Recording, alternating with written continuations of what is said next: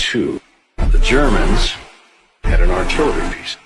It's the biggest in the world, called the Gustav gun. It weighed 1,000 tons. The Gustav was capable of firing a 7-ton shell.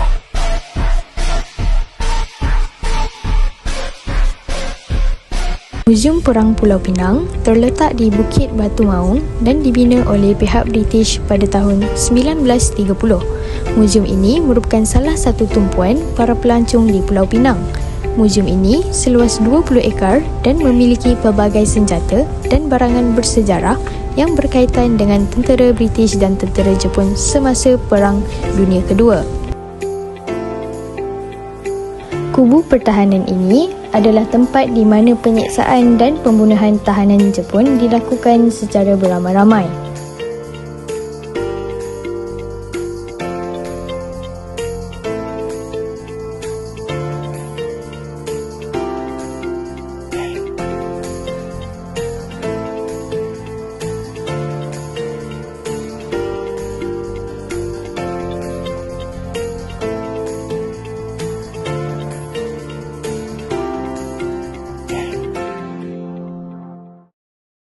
Okey, ini adalah tapak asal kubu British. Okey, British yang bina dia pada tahun 1930. Sejak 1939 dalam 40 juta pound ketika itu. Okey, British buat kubu ini adalah untuk siap sedia menghadapi Perang Dunia Kedua. 16 Disember 1941 Jepun take over tempat ni. Dia buat penjara, tempat bunuh, seksa, pancung, semua kat dalam ni. Semua dalam ni dia original, asal.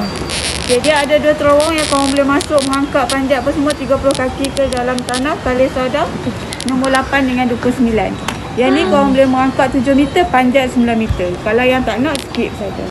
Pulau Mutiara ini yang dahulunya sebahagian daripada negeri Kedah menjadi penempatan British yang pertama di Semenanjung kerana kedudukannya yang strategik untuk menjalankan aktiviti perdagangan serta menjadi kubu pertahanan rejim British ketika Perang Dunia Kedua.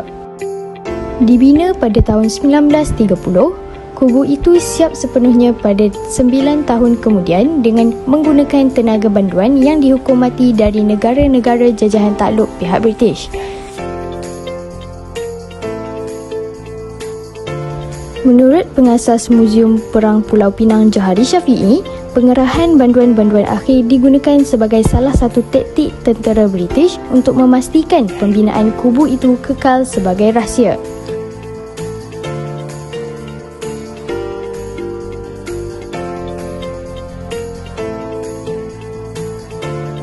Ketika Perang Dunia Kedua berlaku, benteng ini telah jatuh ke tangan tentera Jepun apabila mereka melancarkan serangan mengejut ke atas benteng ini. Pada ketika itu, tentera British telah mempersiapkan diri dengan pelbagai strategi untuk menghadapi serangan tentera Jepun.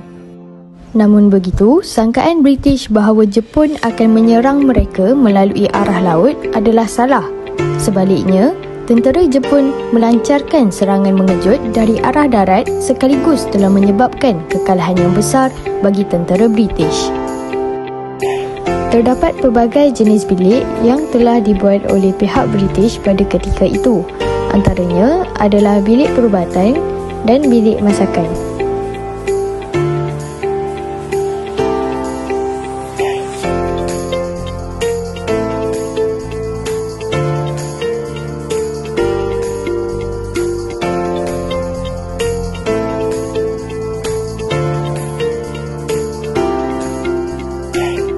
Pihak Jepun memang menyasarkan untuk mengambil alih kubu ini kerana ketika itu British mempunyai 2 buah meriam yang dibawa khas dari arsenal.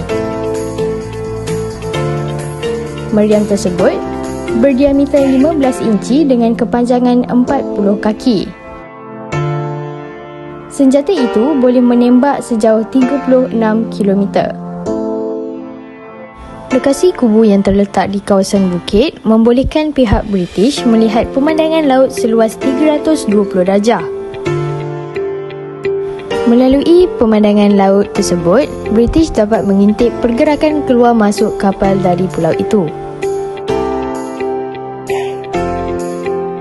Kubu pertahanan yang menelan belanja 40 juta pound ketika itu kemudiannya telah diambil alih oleh tentera Jepun yang diketuai oleh Jeneral Tomoyuki Yamashita pada 16 Disember 1941 setelah 8 hari tentera Jepun masuk ke tanah Melayu dengan menaiki basikal melalui Thailand.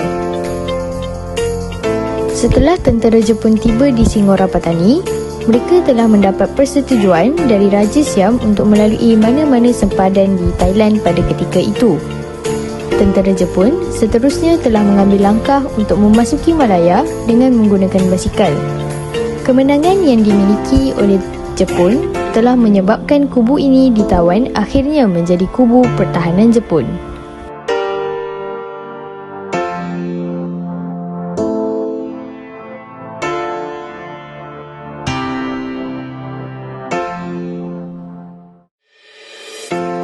Setelah tamat Perang Dunia Kedua, Jepun akhirnya telah berundur dan meninggalkan kubu pertahanan tersebut dalam keadaan terbiar hampir 60 tahun.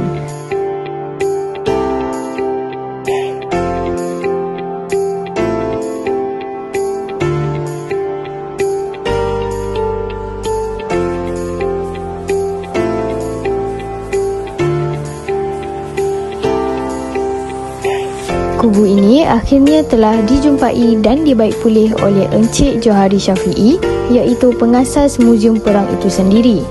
Selepas aktiviti baik pulih selesai sepenuhnya, kubu ini telah dirasmikan pada 14 Oktober 2002 oleh Yang Berhormat Datuk Paduka Abdul Kadir bin Haji Sheikh Fazil, iaitu Menteri Kebudayaan, Kesenian dan Pelancongan Malaysia pada ketika itu.